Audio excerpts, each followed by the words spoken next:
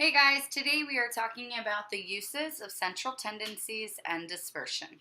So the measures of central tendencies is the mean, the median, and the mode. The mean is the average of the data set. We call this X bar, and X bar is where we add each data value, X1 plus X2, all the way to the last data value, and we divide by how many data values there are. The median is the middle number of an odd set of numbers written in order. If it's even, the mean of the two middle numbers when written in order. Chronological order, that is. And the mode is the most occurring data value in the data set. So here we go. Find the mean, median, and mode of 70, 71, 71, 72, 81, 82, and 85. Go ahead and try that. Pause the video.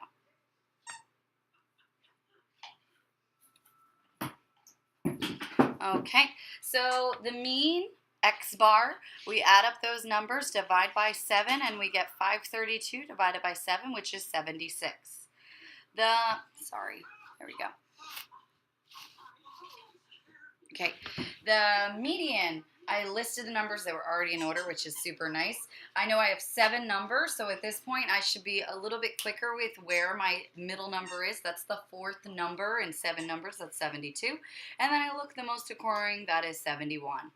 And this is the new question, which measure of central tendency best describes the data? So you're looking at these 3 values, 76, 72, and 71. And then looking at all your data values, we're going from 70 to 85. So if you're looking at the median and the mode, they're near each other, but this mean is different. So we're either going to say that the mean or both of these. The mean best represents the data because 71 and 72 are really just the lower half of the data. The lower end is what I wrote. Okay, get this down. All right, the last bit of information, the hardest part of today, and you are just fine with this, is central dispersion. So we just talked about central tendency. This is about central dispersion. A measure of central dispersion describes the dispersion, or another word is spread of the data. So a range, defining the range is a measure of central dispersion because the spread is the length of the data. You do the maximum value minus the minimum value. So in that last example, I wrote it down here, we would do 85 minus 70, and that's 15. So the range is 15. Now the mean absolute deviation, this for some in years prior has been a new topic. However, I do know this year you guys should have seen this in the 6th grade. So anyway, if you have or you haven't, here it is. The mean absolute deviation, which I call MAD sometimes, is the average variation of the data from the mean. So that's hard to understand. Absolute value, absolute deviation. So think about that. So we're doing the absolute value of each data set minus the mean. And we're adding those values up.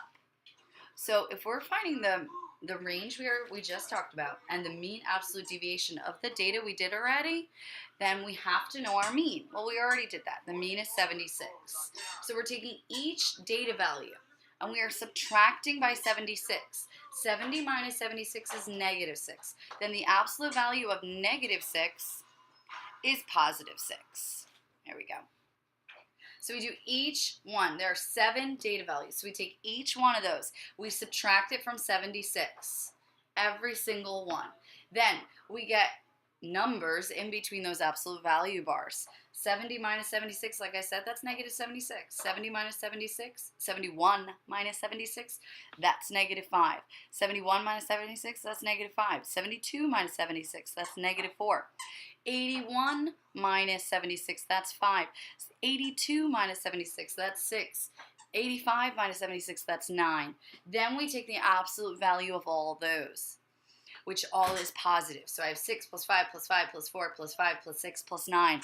Divide that by 7. 40 divided by 7 is approximately 5.71.